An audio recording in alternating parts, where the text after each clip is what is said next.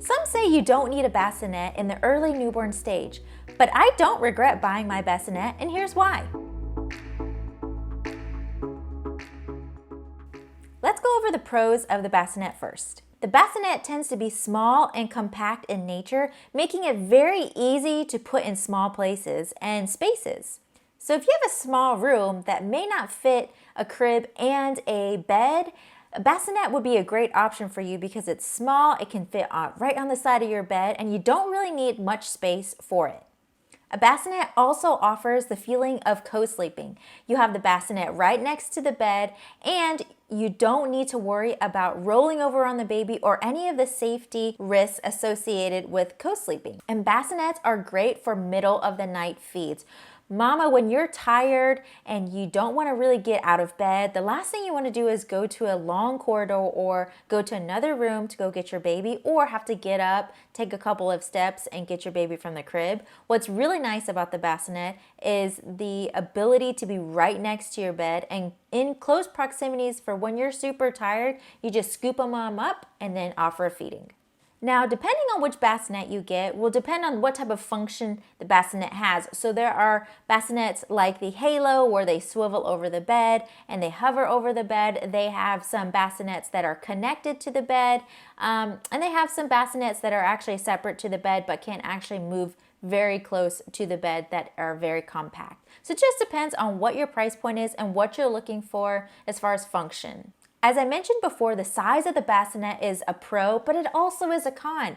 This means that baby will outgrow the size of their bassinet in just a short couple of months. However, even if your baby outgrows the bassinet, you can always use it for the next kids that you're planning to have. You can always regift it, or you can resell it to earn some extra cash. Along those lines, you have to think about transitioning your baby out of the bassinet and into the crib. Some parents say that their baby slept better when they transitioned the baby into their own room and into their own crib. And then other parents said that they had more anxiety when they transitioned their baby out of the bassinet and their room into their own crib and in their own room. So just understand that there is going to be a transitional phase that you have to do, and it is going to take some energy on your part. Now, another con that I have to address is a bassinet is an extra added cost. Now, if you're not in a financial space to spend the extra money on a bassinet, then you may want to reconsider if this is the best option for you. All right, now let's move on to the pros and cons of starting off with a crib. The pros of starting off with a crib are as follows. Your baby will be able to grow with this piece of furniture from the get-go, and you really don't need to buy anything else. You have different levels with the crib that goes with age-appropriate times so that it grows with baby. And with cribs, there are so many out there, ranging from $50 to $500. Do your research and see what would be the best for you and your price point, because there are so many cribs out there. And a crib is probably one of the most important things that you need to buy for your baby. And because you don't need to transition the baby out until later in life, you really don't need to think about transitioning them from a different piece of furniture like you would for the bassinet to the crib. They're just going to stay in the crib the whole time.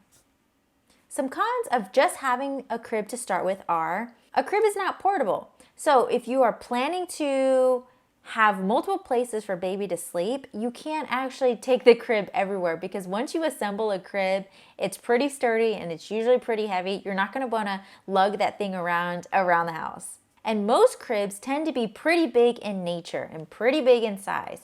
So if you have a small room, you may not be able to fit your crib right next to your bed or even in your room. Now, this leads to you having to have the crib in the baby's own room, which there is no problem to that. But that means that you'll have to be getting up in the middle of the night to go to the baby's room instead of just easily accessing your baby right next to your bed. One thing to think about is when it's fully assembled, will the crib fit through the door frame to go to the next room? Overall, if you have money to put towards a bassinet, I say that there are a lot more pros than cons to buying a bassinet. And I would recommend to leave your baby's crib in their nursery. There are a ton of bassinets that you can find that are less than $100, less than $200, or even as high as $400, $500. But really, it's going to come down to your budget and if you have the space for a bassinet or a crib in your room.